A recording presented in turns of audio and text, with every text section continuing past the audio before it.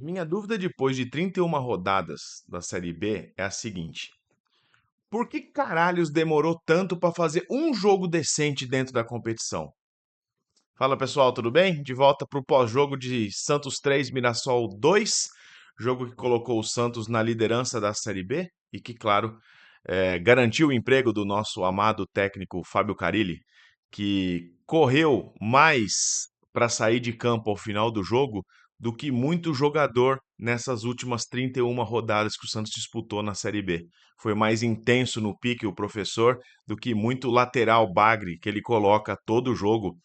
É, e acho que isso explica um pouco do porquê a surpresa ao Santos vencer uma partida que o coloca na liderança, como eu disse. E a gente vai falar um pouquinho sobre como essa mágica aconteceu e o que de fato teve de diferente para que despertasse algum tipo de surpresa para quem esteve na Vila Belmiro e também para quem viu o jogo.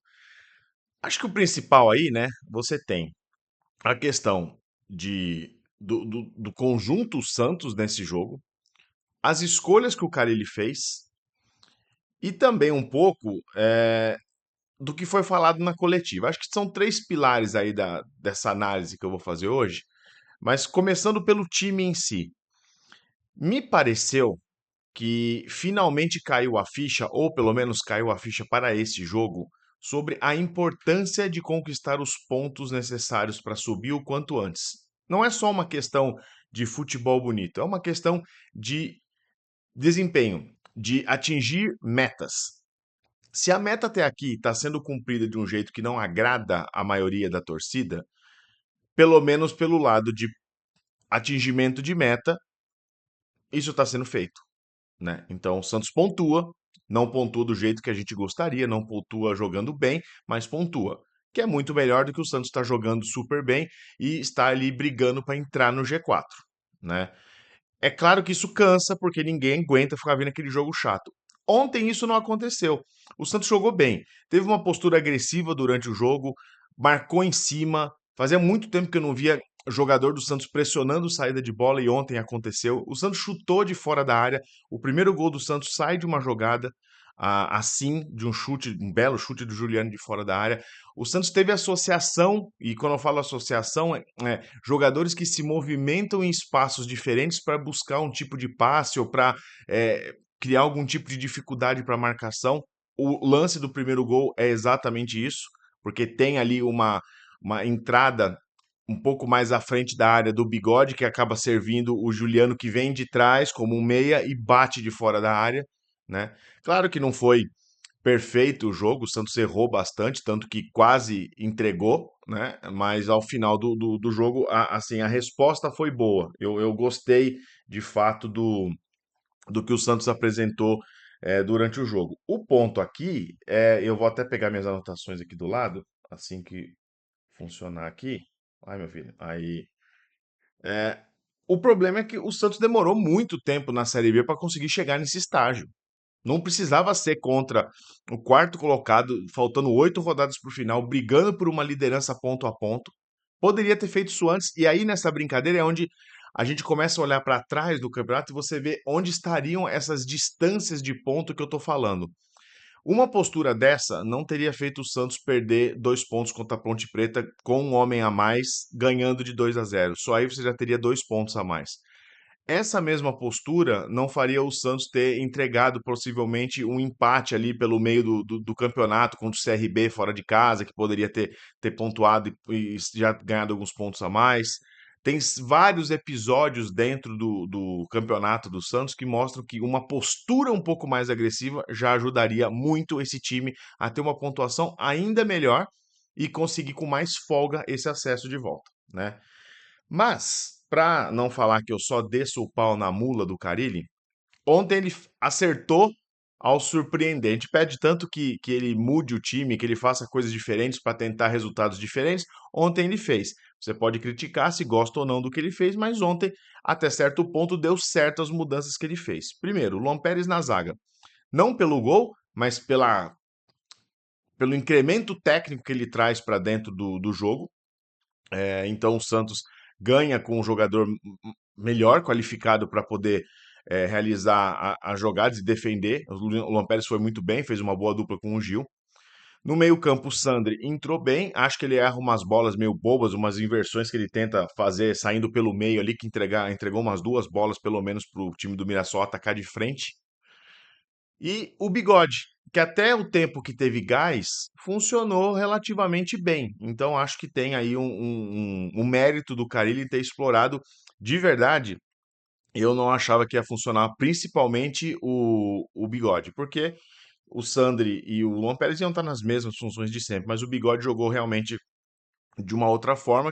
Já jogou assim na carreira, não joga assim há muito tempo.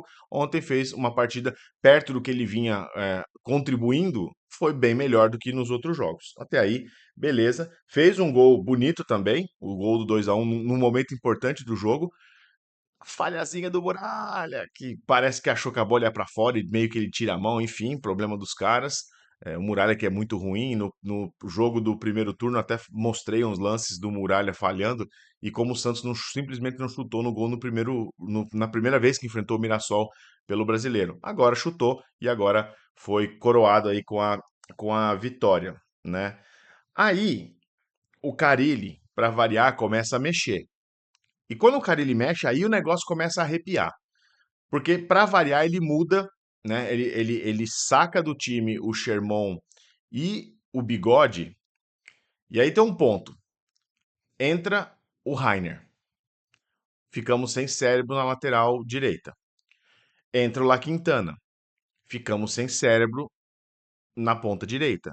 Ou seja, de novo, o Carille opta por jogar com dois jogadores a menos, que só fazem bobagem o jogo inteiro. O La Quintana tem um lance que ele tenta fazer uma finalização que a bola quase sai na lateral, uma coisa constrangedora de feia, e mostra muito o que é a qualidade desse jogador. E eu vou voltar no ponto do La Quintana mais um pouquinho para frente quando a gente falar da coletiva. Mas, quando ele faz essa troca, para mim, o Carille, ele tá tão no automático fazendo as coisas que ele esqueceu que ele tinha o Otero no banco.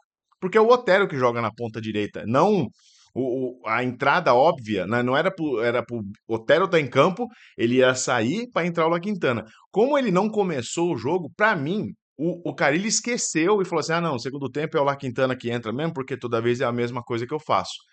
E depois ele corrige. Acaba entrando o Otero. Otero que foi bem e chutou de fora da área, quase fez um gol ali que complicou, fez uma boa defesa do Muralha, a bola quicando na frente do goleiro, foi uma bola difícil, mas era o que a gente esperava, né? Naquele campinho que eu fiz no pré-jogo, tinha ali uma formação em que você colocava o Otero pela esquerda justamente para ele abrir para o meio e bater no gol. Foi exatamente o que ele fez. O Otero não fez uma partida brilhante, mas foi muito útil enquanto esteve em campo. Então, acho que vale aí o mérito também dessa correção da troca do Carille. Mas de novo, essas decisões repetitivas do Carille que irritam muito e que matam um clima que poderia ser de muito mais festa na Vila Belmiro. Aí ele põe o Alisson. Quando o Santos toma um empate, ele põe mais um volante. O Alisson, assim, cara, você já sabe muito que você já sabe muito claramente o que o Alisson pode te oferecer. Então, ele não comprometeu, é o jogador que volta ali na coletiva, falaram que já teve 6 cirurgias no joelho. Então, assim, você sabe que é um jogador que vai ter uma limitação até de movimento, não só limitação técnica, mas limitação de movimento. Então, a gente sabe que o Alisson ia poder contribuir pouco, mas, enfim, não fez nada de absurdo, não entregou gol, não fez nada disso. E o Furt que entrou. E aí o Furt, cara, pra mim é a nota mais triste das substituições que o cara ele fez, porque eu esperava muito do Furt nessa temporada. Eu esperava que ele ia ser o 9 realmente, porque ele vinha de uma aura muito boa no ano passado, quando ele fazia gols decisivos, participava bem do jogo, e esse ano ele simplesmente não conseguiu dar sequência. Eu acho até que o Furt já começa a querer entrar numa possível listinha de jogadores que o Santos não vai precisar no ano que vem, o que é muito triste, porque é um cara que eu gosto particularmente, o estilo de jogador eu acho bacana de o Santos ter um cara de referência na área, bola aérea, mas se o Santos não conseguir ter um jogo que consiga usar essa característica dele, o Furt perde muita função. é, e aí fica muito mais limitado do que ele já é, né? Ele não tem tanto recurso técnico assim, não é um cara de sair da área e buscar jogo, é um cara mais de posição e finalização, né? Então, acho que o Furt liga um sinal de alerta dele aí. Tô olhando muito para baixo porque o cachorro tá aqui. Tô evitando dele latir. Bom, ah, duas notas adicionais aí. Primeiro, o Guilherme, que fez uma boa partida depois de muito tempo, tá? Ontem ele merecia fazer um gol e, puta, que azar, três bolas na trave. é, as duas primeiras, principalmente, dois bons arremates que ele faz, duas finalizações legais que ele faz, uma característica muito dele de ir para cima dos caras e bater na oportunidade que surge. A terceira, que foi meio que sem goleiro no travessão, eu nem acho que foi um gol perdido, porque aquela bola estava muito alta, estava difícil, apesar de estar sem goleiro, ele tenta até pular um pouco para tentar chegar na bola, mas não rolou.